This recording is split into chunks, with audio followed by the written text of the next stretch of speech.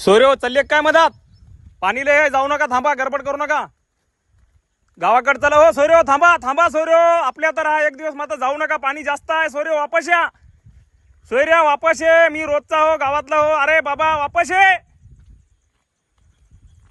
बघू शकता मित्रांनो, हा कवडीचा मित्र आहे. मी त्याला परिचय विचारला पण तो ऐकायचं काय नाव घेत नाही. आणि लोक म्हणतात की तुम्ही व्हिडिओ घेऊस तर त्याला वाचवायला पाहिजे होतं, पण तो काठावर होता. त्यावेळेसच मी त्याला खूप समजावून सांगण्याचे प्रयत्न केले, पण आता बघू शकता आपण की तो पाण्यामध्ये गेलेले आहेत.